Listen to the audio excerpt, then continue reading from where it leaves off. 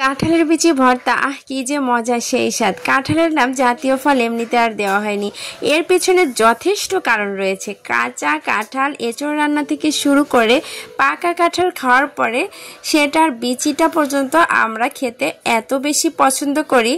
আর কিভাবে আমি এই কাঁঠালের বিচিটা ভর্তা করি, আজকের পুরো ভিডিওটা আপনারা দেখলে ইনশাল্লাহ একবার হলেও এইভাবে ভর্তা করে খেয়ে দেখবেন, বারবার খেতে ইচ্ছে করবে। আসসালামু আলাইকুম, কেমন আছেন সবাই?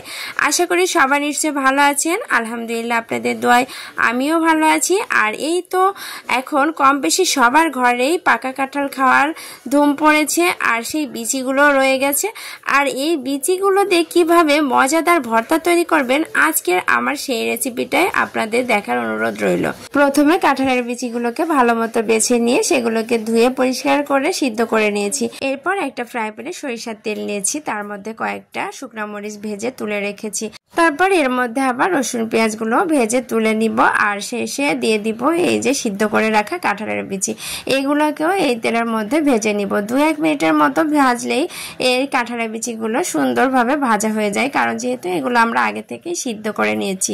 রসুন পেঁয়াজগুলো অত বেশি ভাজার প্রয়োজন নেই, হালকা ভেজে নিলে হয়। আর এই তো আমি এখন কাঁঠালের বিচিগুলো তুলে নিব। এগুলো ঠান্ডা হয়ে গেলে এখন চলে আসবো বাটাবাটির পর্যায়ে। প্রথমে আমি ভেজে রাখা রসুন পেঁয়াজ আর মরিচটাকে ভেজে নিব।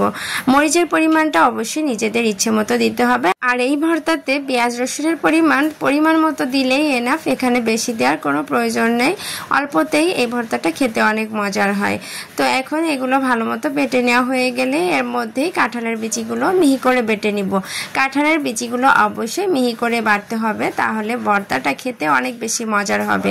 ভর্তা লোভনীয় খাবার, তো তাকে তো অবশ্যই যত্ন করে বানাতে হবে, তাই ভালো মতো মিহি করে ভর্তাটা বেটে নিতে হবে। আর এই পর্যায়ে আমি একটু টেস্ট করে দেখলাম লবণটা হালকা কম হয়েছে, তো লবণটা আবার পরিমাণ মতো দিয়ে দিলাম। আর লবণটা দিয়ে আবারও ভালো মতো বেটে নিলাম, একেবারে মিহি করে বেটে নিয়েছি। এখন আমি সরিষার তেল মিক্স করে নিচ্ছি। এই ভর্তার একটা গোপন টিপস হচ্ছে, ভর্তাতে যত পরিমাণ সরিষার তেল ব্যবহার করবেন ততই খেতে বেশি মজার হবে। অনেকে বলেন কাঁঠালের বিচি ভর্তা গলা আটকে আসে, তো তাদের জন্য একটা টিপস হচ্ছে সরিষার তেল আমাদের কোনো রকমের ক্ষতি করে না। সো এখানে একটু বেশি পরিমাণ সরিষার তেল ব্যবহার করবেন।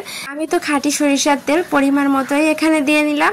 আর খেতে বসার সময় যদি লাগে আর একটু দিয়ে খেয়ে নিব, তাহলে আরও বেশি টেস্ট হবে। তো যাই হোক, আজকের এই ভর্তা রেসিপিটা আপনাদের কাছে কেমন লাগলো?